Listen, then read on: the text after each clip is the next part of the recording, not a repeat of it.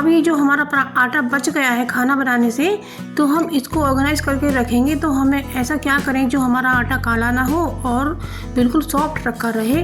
तो हम सबसे पहले तो सूखा आटा लगाकर हाथ में इस तरीके से इसका गोला बना लेते हैं, और जिस बर्तन में हम आटे को रखेंगे ना, तो उसमें हम थोड़ा सा ऑयल लगा लेते हैं।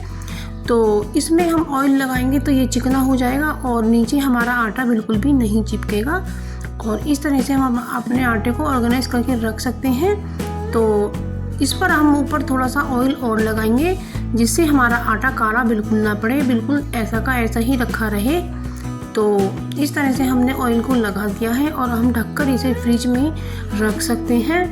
तो जब फ्रेंड्स हम शाम को आटा निकालेंगे तो हमारा आटा काला बिल्कुल भी नहीं मिलेगा। तो आप देख सकते हैं फ्रेंड्स कितना अच्छा आटा है। तो इस तरीके से आप आटे को रखें। तो हमने ये आटा ढक के फ्रिज में रख दिया है। घर पर ही एक खास रेमेडी तैयार करेंगे, या जिनको झाइयाँ और झुर्रियाँ आने की शुरुआत हुई है। एक आलू और उसे मैं चीर लेती हूँ। इसको ग्रेट करने के बाद हमें इसका जूस निकालना है, जो हमारी ढीली त्वचा को टाइट करने का काम करता है और इससे हमारी झुर्रियाँ गायब हो जाती हैं। तो ये जूस हमें इस तरीके से जो होता है वो गोरेपन को बढ़ाता है और त्वचा को टाइट करता है। इसमें अब हम थोड़ा सा बेकिंग सोडा डालेंगे। चम्मच हमने इसमें बेसन ऐड किया है और आधा चम्मच लिया है हमने गेहूं का आटा, क्योंकि गेहूं के आटे में फाइबर होता है और हमें ज़्यादा सा ही लगाना है और इसे हमें राउंड राउंड करके ही हमें लगाना है। तो इससे हमारी त्वचा में ग्लो आएगा। तो आप इसे अपने चेहरे पर इसी तरीके से फेशियल करें तो आपका झुर्रियाँ बिल्कुल गायब हो जाएंगी और झाइयाँ बिल्कुल ख़त्म हो जाएंगी और चेहरा भी जगह आपको 3 उंगलियों से इस तरह से राउंड राउंड घुमाना है। एक घरेलू खास रेमेडी लेकर आए हैं। तो हमने ले लिया है एक डिस्पोजल डिब्बा और इसमें हम डाल लेते हैं 1 चम्मच गेहूं का आटा। तो इसमें हमने ये बेकिंग पाउडर जो एक्सपायर हो चुका है थोड़ा, तो इसमें हमने थोड़ा सा ये ग्रेट किया आलू भी ऐड किया है, क्योंकि चूहों को आलू बहुत पसंद होते हैं और ये आलू खाने के लिए आते हैं। तो इसमें मैंने थोड़ा सा विनेगर ऐड किया है। तो इसमें जो केमिकल होता है वो चूहों को काफ़ी नुकसान पहुंचाता है। और मैंने लिया है डिटॉल का हैंड सैनिटाइज़र। यदि इससे भी चूहों को अंदर एलर्जी होती है और ईचिंग होती है और वो भाग जाते हैं। और मैंने थोड़ी सी हल्दी और तीखी वाली लाल मिर्ची ली है। जब चूहे इसे खा लेते हैं तो उनके पेट में जलन होती है और वो बाहर की तरफ भागते हैं। और चूँकि हम छोटी छोटी गोलियां बना लेते हैं, ये गोलियां बना ली हैं और इन गोलियों को मैं ऐसी जगह डालूंगी जहाँ पर चूहे आते हैं।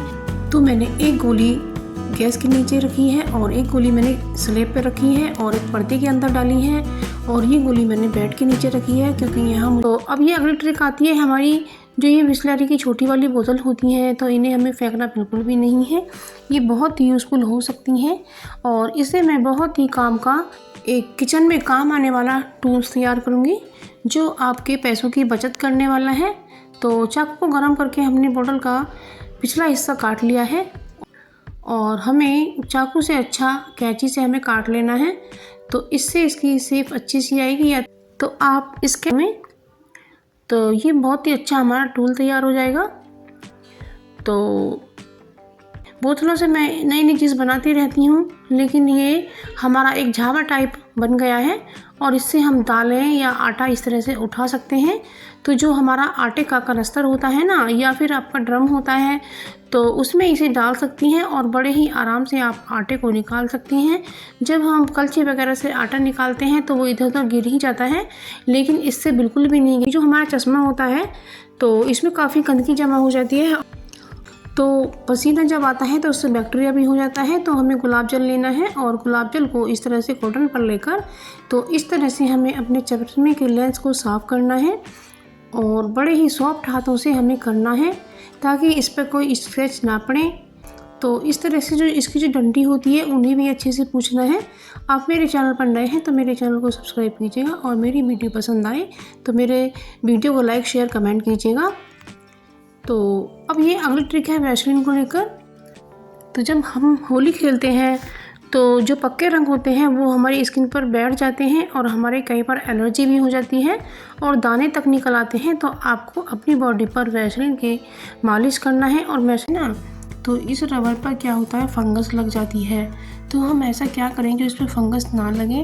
और अब हमने फ्रिज को साफ़ किया है, तो हम ऐसा कुछ करें कि जिससे हमारी जो रबर है उस पर फंगस बिल्कुल ना लगे, क्योंकि फ्रिज में हमारी खाने पीने की चीज़ें रखी रहती हैं और हमारे चीज़ों को ख़राब कर सकती हैं। तो हमने ये टॉप्स का विनेगर लिया है और इस विनेगर को हम कॉटन में इस तरह से ले लेते हैं और इस रबर पर हम इस विनेगर को इस तरह से लगाएंगे। तो इससे क्या होगा फ्रेंड्स, हमारी जो रबर है ना वो साफ़ सुथरी रहेगी और इस पर बिल्कुल भी फंगस नहीं आएगी और हमारे जो फ्रिज में चीज़ें रखी जाएंगी वो बिल्कुल अच्छी तरह से रहेंगी, साफ़ सुथरी, उनमें कोई ख़राबी नहीं आएगी। तो इसलिए आप ये रबर पर विनेगर ज़रूर से लगाइएगा, तो इससे हमारी रेफ्रिजरेटर की सफाई रहेगी। और कुछ विनेगर आप यहाँ भी लगा सकती हैं, क्योंकि यहाँ की सफाई भी बहुत कम हो पाती है। तो इस विनेगर से